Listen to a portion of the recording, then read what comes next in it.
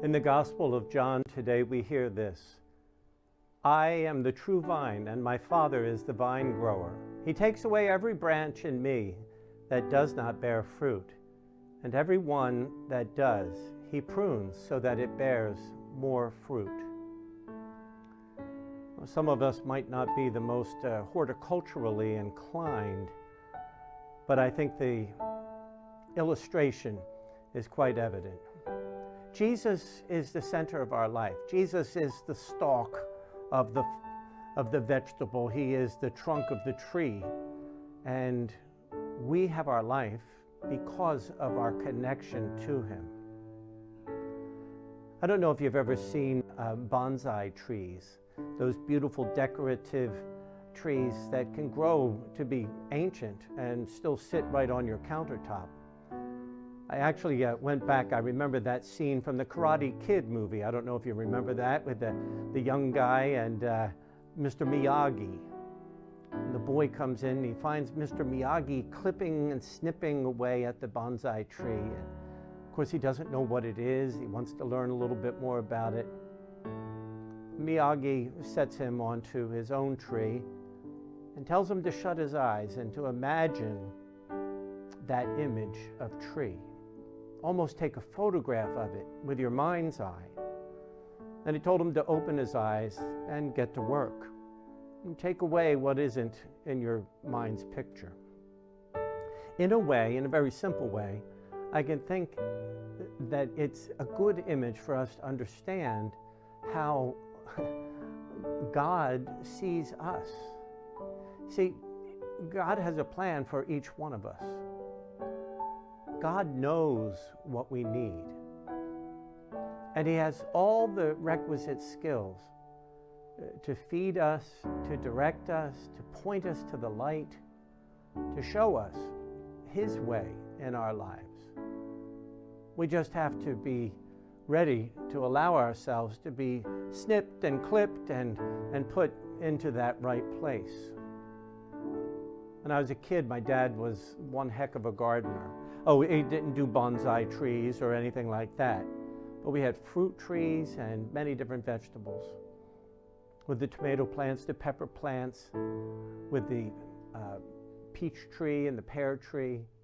There was a lot of snipping and clipping going on.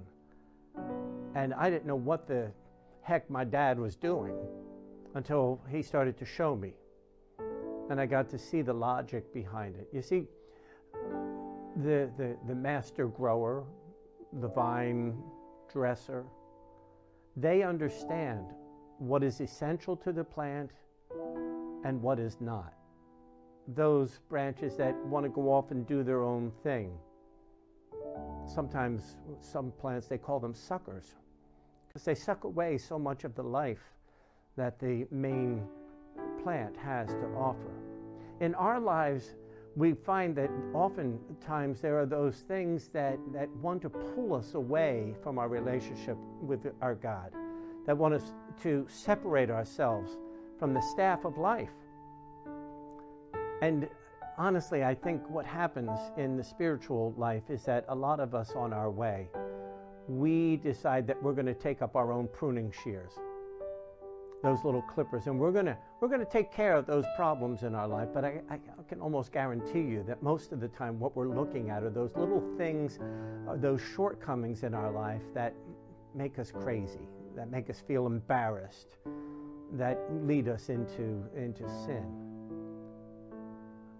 You've heard that expression, let go and let God. We really do have to do that.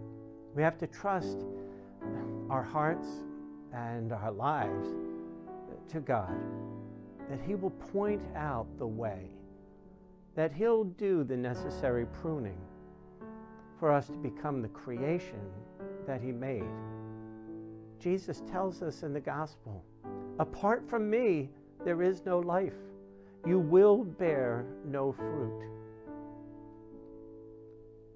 Today and every day, it might be well for us to make sure that in our prayer, we humble ourselves. We give the clippers, if you will, to Christ, to God our Father, I say, Lord, do with me as you will. Snip away those tendrils, those unnecessary branches that lead me astray. And help me to see, Lord, what it is that you have planned for me, your picture of me. Do with us, do with me, Lord, as you will. God bless you. Have a great week.